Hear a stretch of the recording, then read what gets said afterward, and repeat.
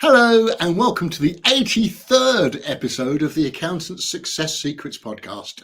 I'm one of your co-hosts, Mark Lee, and I run the Sole Practice Club for accountants who run their own practices. I'm also a mentor, speaker and debunker for accountants. And I'm Philippa Haynes, a brand expert for accountants and bookkeepers, supporting you to stand out. Each week on the podcast, we showcase another experienced accountant or bookkeeper who we think can inspire and encourage other accountants and bookkeepers in practice. Yeah, we both recognise that every accountant and bookkeeper is unique and distinct. They have different backgrounds, experiences, and reasons for starting and building their practices. So we ask them to share their stories, including the highs, the lows, and what they've learned along the way. We look to explore what makes them different in terms of their background, their successes, their failures, and their focus. Yeah, and it's all about providing some fundamental insights for people like you, our loyal listeners. And if you'd like to share your story in a similar way, do please get in touch with Philippa or me. We're now looking for guests for January and February. Probably not anyone who still suffers from the January rush, though. Yeah, indeedy. So today in our 67th interview, we're delighted to introduce Emma Willder, who was introduced to us by Steph Beeston-Clark, who we interviewed on episode 73. Very good. So yeah, Emma is the founder of Beyond Profit, a family-run accountancy practice of 5, mostly related to her sons, based in Bolton and built around her passion for helping charities thrive. So Emma has an 18-year career in finance roles, becoming a fellow of the Chartered Institute of Management Accountants. That she then started her firm, Beyond Profit, in 2017 to do work that truly mattered. She spent the past year reshaping both her business and her role, stepping back from growth for growth's sake to focus on purpose, balance and impact. And I'm sure we'll be asking a lot about that. Absolutely. Emma, welcome. And what would you like to add to that intro? I'd just like to add that one, thank you for inviting me, and a big thanks to Steph, to be honest. Steph and I have known each other for a good number of years, but we can never remember how we were introduced. But Steph works in a similar space to me, but rather than compete, we're always very supportive of each other. And Steph's kind of my go-to person for advice and vice versa. Oh, Yeah, she's lovely. We had a great interview with her, I seem to remember. Right, before we go any further, we need to thank our sponsor for the podcast, very important, Pinnacle Global Group, the trusted offshoring partner to over 150 accounting and bookkeeping firms across the UK and Ireland, led by London-based chartered accountant Mike Pandya. They've got offices in London and Mumbai and a team of over 300 professionals. Pinnacle provides both compliance resourcing from accountants, bookkeepers and payroll admins to tax and audit associates. They also give value-added support, including management accountants, virtual finance controllers, financial analysts, and more. They're, of course, GDPR compliant, ISO certified, covered by professional indemnity insurance, and they offer flexible models, full-time, part-time, or even pay as you go. You can start with a trial period or join their sponsored trip to Mumbai to meet the rest of the team in person. So to find out more, visit www.pinnacleoss.co.uk or click the link wherever you're listening to this podcast. Also supporting the podcast is the Tax Advice Network.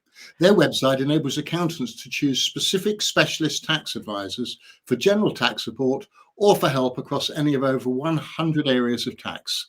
It's free to use. You just pay the tax advisor that you choose after agreeing terms with them, whether for ad hoc advice or a regular tax clinic type support service. Go take a look at their website, findataxadvisor.online, where you can also register to get their weekly tax tips, which are written especially for general practitioner accountants. And finally, before we start the interview, just a reminder to subscribe to our podcast on the Patreon platform.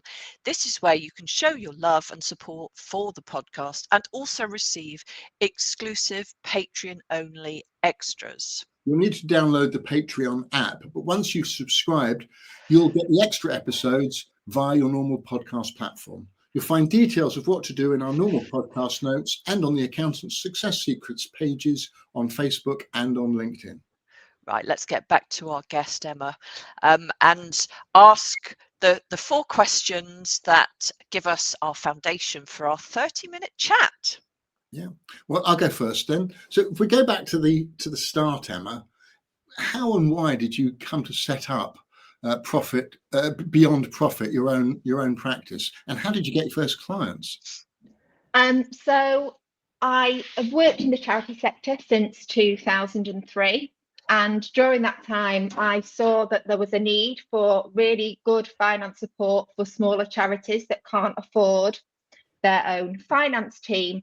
But at the time, I was a mum to 3 boys. My husband was a stay-at-home dad, and we needed the security of my employment. Fast forward a few years, we added another child into the mix. My husband was then working full-time, and it was a little bit chaotic. So the chance for voluntary redundancy came up in my employed role, and it was a now or never moment. So I'd had the idea for Beyond Profit for a good number of years, but I didn't think it would come to fruition. And then it was just like, do you know what? If I don't do it now with my redundancy package behind me, I'm not going to do it. So I took the leap in May 2017. And my first clients were actually, one was a charity that I helped set up as part of my previous employed role, and they're still a client now. Brilliant. And the others were just from people that I told. So I was, where I used to work, I was an official of one of the trade unions, and they were merging with another trade union, and they needed some interim support as a finance manager through the merger. So I did some work for them, and that kind of got me started. And I just made the use of all my contacts and basically told everybody that I knew what I was doing. Brilliant. And how did you tell everybody? Was that by email? Was that at events? Was it using social media or LinkedIn or something? LinkedIn, in person. If I was seeing people in person, they'd go, "Oh, I hear you're leaving this such and such place." No, yes, I am, but I'm setting up my own business to do this and this. And they go, "Oh, that's a great idea. I'll bear you in mind should anyone ask me about it." So it was a real combination of things, and that felt a bit uncomfortable because I'm not always comfortable almost self-publicizing. But you kind of need to do that, don't you, when you're starting out? Just let everyone know that you're doing, and they might not want to use you, but people know people, and it's that know, like, and trust, isn't it? If somebody recommends you to somebody, they're more likely to go, "Oh, well, I'll speak to them," than just somebody they don't know. Yeah. How did you get into the charity space then? Because I know it was one of your first clients, if not your first, but tell us a bit about that. So I previously worked for a large catering company, a wholesaler, and I ended up almost falling into the charity sector. I'd left a role and just went temping because their values didn't fit with mine. And a recruitment consultant put me forward for this role at a charity, and I looked at the job spec and went, all right. And then on the day of the interview, I had a massive wobble. Thought, no, I can't do this. And the recruitment consultant talked me into going, and I'm so glad they did, because I was at this organisation for 14 years and I learned so much. I had a brilliant supportive team, and in fact, the chief executive who employed me then is still a really good friend of mine.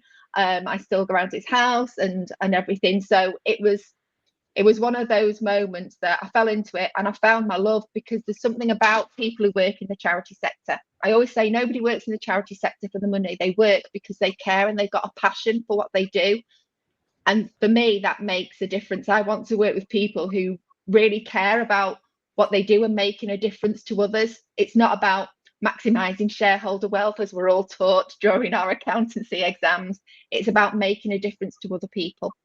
Yeah. Does that mean that your work is quite local? I mean, there's no reason it should be, but no. In fact, a lot of my clients are Northwest based, but my furthest client's actually based in Devon. Technology nowadays means you don't actually have to be on site, and I think COVID actually did a lot of people a lot of favors in terms of that, and it changed people's mindsets about where work needed to be done from. So yes, quite a few of them are Northwest based, but they are all over the country. Yeah. So, I mean, where are you now versus where you thought you'd be? Because, I mean, 2017, I guess, isn't that long ago. So you can still remember kind of your intention. Have things really turned out how you expected them to do?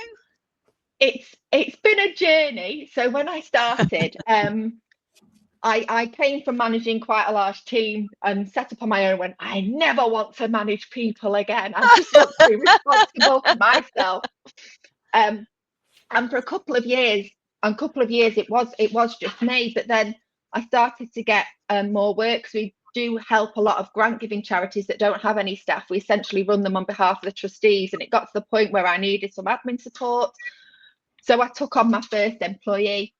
But I also happen to know this person quite well. They live on the same housing estate as me. One of their children is friends with one of my children. So I've known them for a long time. So they initially started working for me 1 day a week. And that it stayed like that for a good time. I thought, I need some more support. So I took on another member of the team. And it grew quite steadily. And then my husband joined the business in 21 or 22. And then I thought, what do I want to do now? Do I want to grow? Yeah. And I thought, we could grow. And lots of people go, yeah, you could really grow this. It's specialism. Loads of people need this. So we decided to grow, and we grew, and it made me really unhappy. And when you say you decided to grow, was that because was that with the ambition of attracting more clients and then being able to give work to the various people working for you, and recruiting more people to service those clients? Or were you bringing work in and then thinking, now we need more people to service those clients, or somewhere in between? It was kind of somewhere in between. So we started to get more work in, more than I could cope with and my small team could cope with. So I took somebody on, and I don't like to say no. I want to help people. So we had lots of charities coming to us, and I really wanted to help. So I kept taking on work. I need to employ more people. And it kind of just got into that cycle, and they weren't necessarily the right type of clients. In what way? Because they were charities, somebody's going to be saying. So yeah.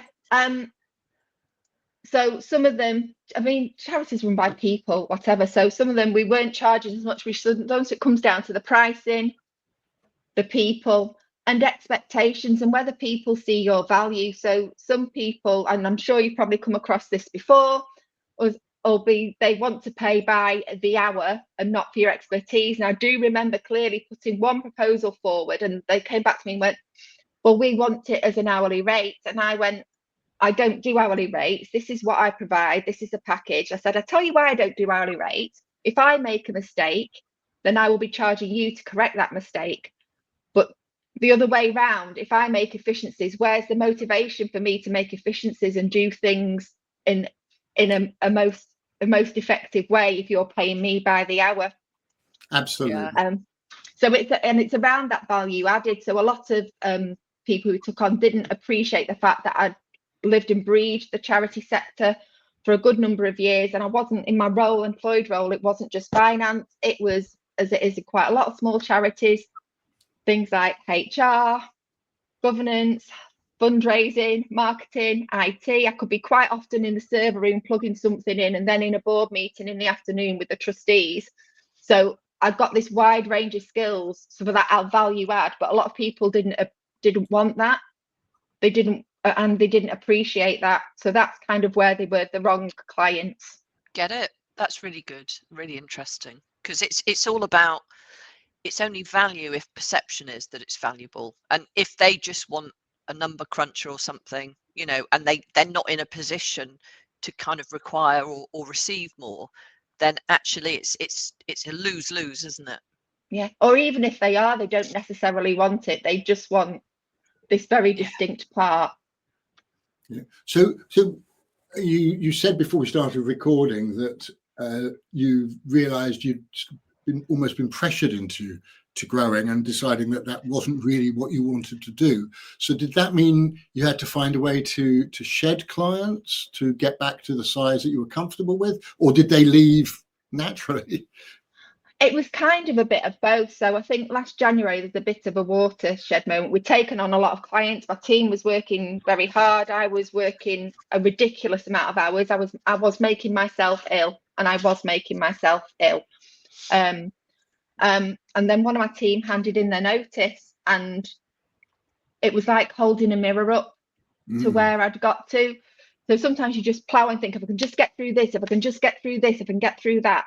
And actually it held a mirror up. So I remember that weekend, me and my husband, Dan, who works with me, I went for a walk and went, I don't know what we're going to do. So we had a long walk, we had a long chat, and he went, well, why did you set up the business? I was like, well, I set up the business because I wanted to help charities with these things, recognizing that they need the support. But I like things like going to trustee meetings and talking to people and bringing my knowledge in to help with other areas. And I wasn't getting that chance to do that. And he went, right, so what does the finances look like if we employ somebody else? So my husband's not an accountant, but he was the one almost like coaching me through it, like I potentially would with one of my clients. Sometimes when you're close to it, you can't see it. Yeah. So I was like, well, actually, to employ the person we need, that means me and you have to take a cut in pay. It's a family business. Our entire household relies on this business working. And at that point, we'd put more money into the business. We'd sacrificed a lot as a family. And he went, Emma, it's got to stop. So unfortunately, we've been together long enough where he can be quite brutally honest with me. And I went, you're right. We've got to stop. We've got to reassess and decide what we wanted to do. So January and February this year was some of the hardest things I've ever had to do. I had to make some of my team redundant. Some had naturally left anyway. Some had retired. I had to make some of my team redundant. I then thought about selling some of my fees, but that didn't quite work out. So then I had to let the clients know that I didn't want to keep, but I didn't want to keep them, but in the nicest way possible. But it was hard. I have made people redundant before, but that's almost somebody else saying this person needs to be made redundant. In this instance, it was me doing that, and I cried when I was doing it, followed the process, but it was very emotionally straining, because they're people, and I liked them as people, not just as employees. So it was really hard. So yeah, the first few months of 2025 were particularly hard, and everyone left around mid-April. We handed over the clients. I helped some of the clients that we weren't keeping find new accountants, so I knew who I could post them to. And then I just retained 10 finance clients that actually got what I was trying to do and wanted that wider support. And we were on the same page in terms of values, and they valued the experience that we brought. Just out of interest, how easy is it to find clients like that? Because if you've got 10, obviously, I mean, 10, it doesn't sound a lot, but if you're doing a lot for them, then obviously that's keeping the company afloat. But I guess what that also means is if you lose one, then there's a significant chunk that's gone, and you need to find another to replace that. Have you thought about that?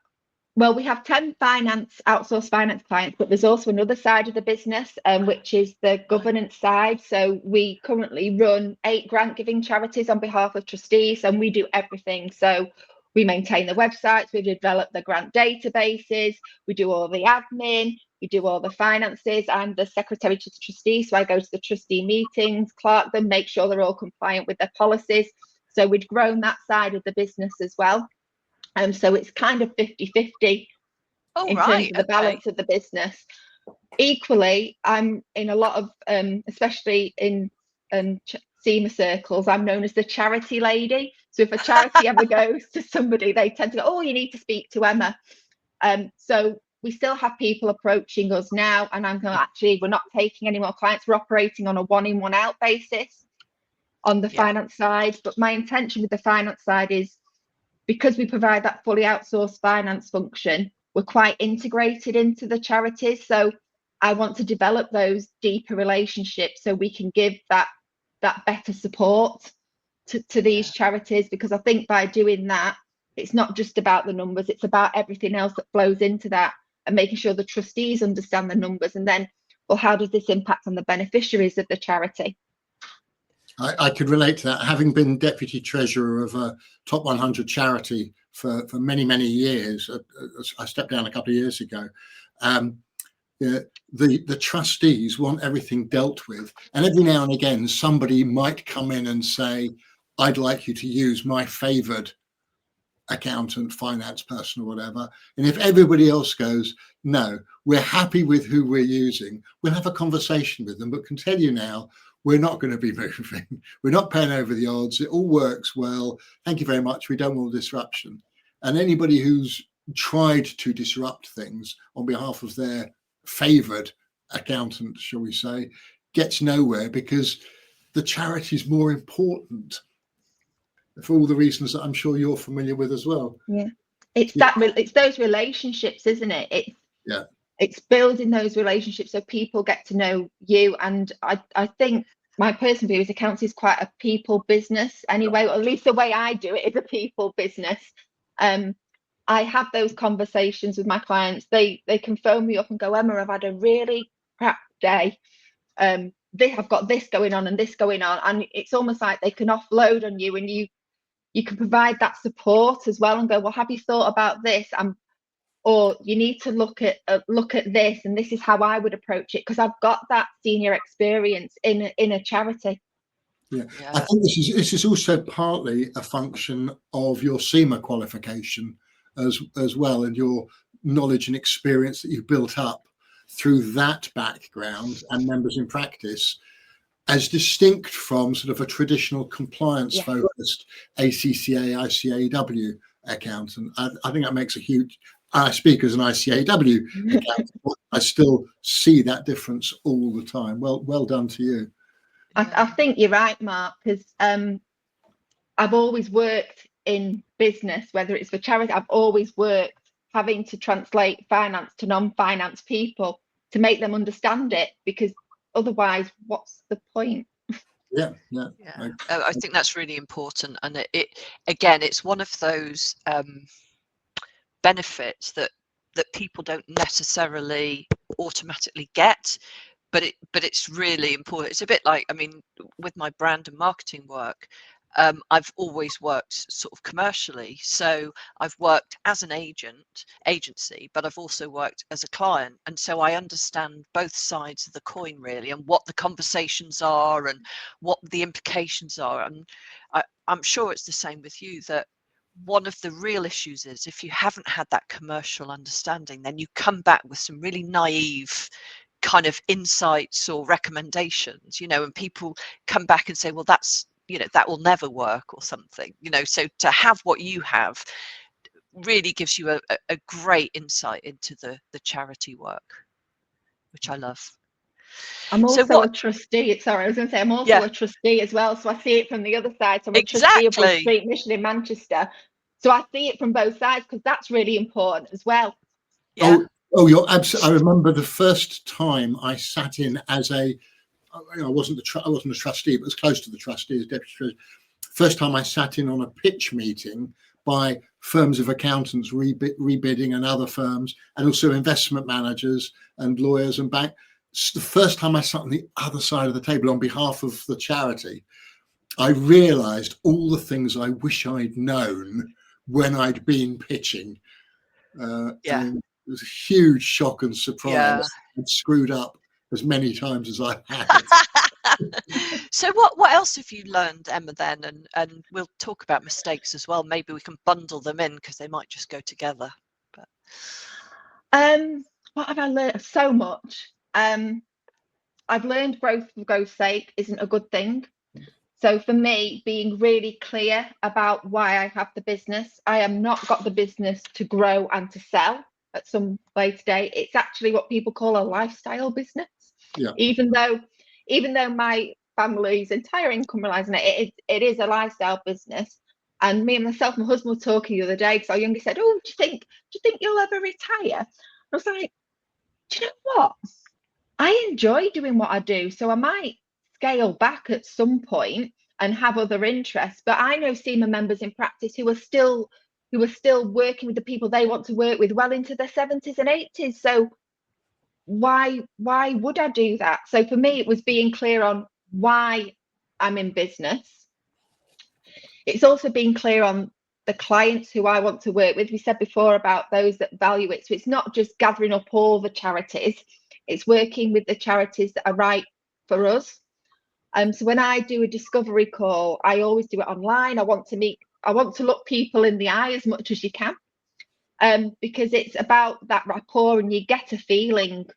And I think one of the easiest things to do is to ignore your gut when it's saying this isn't going to work. And the times that I've done that, I've really regretted it. So for me now, if something doesn't feel right, then that's my experience over the years telling me that it's not going to be right, and I will say no. And it's learning that no is a complete sentence. and not having to justify it. It's also around making sure you've got the right pricing in place. And I've underpriced massively before, especially when I was starting out, because I wanted the work. But actually, the more clients you have paying the fewer fees, the less you can give them. Whereas now on the outsourced finance side, I've got the clients that I've got and they're not paying an extortionate fee, but we're probably not the cheapest. But I know they get a quality service, and I know they get more than they could if they employed somebody directly. Because most small charities, if they employ somebody directly, they can maybe employ a bookkeeper part-time or a finance manager, but they can't have somebody that covers the whole realm up to like a finance director level. And where I used to work, I had a very posh job title. It was vice principal finance and resources, which sounds really posh, but it was essentially a finance director with other bits tagged on. So with me, they get that overview of everything, so they can have all the levels as well. Yeah, brilliant. That's wonderful. I'm delighted we've had you as a guest today, Emma. Time's getting the better of us. And Philippa, having heard all that, what would you, and just before I ask Emma to share her contact details, what would you say makes Beyond Profit unique and successful, and Emma and her practice Beyond Profit unique and successful? Well, I mean, obviously we've only spoken for a few minutes, but I think one of the things that comes across is that it's just all about the people. And I know that's an easy thing to say, but there is backup there, because it's about charity. It's about not having too many people. It's about having those real relationships. And again, sometimes people say, oh, we like to have relationships, but because there's two parts to the business, there's actually proof of that. You know, there's the kind of rationale, and there's the sort of processes and systems, and everything's kind of working together.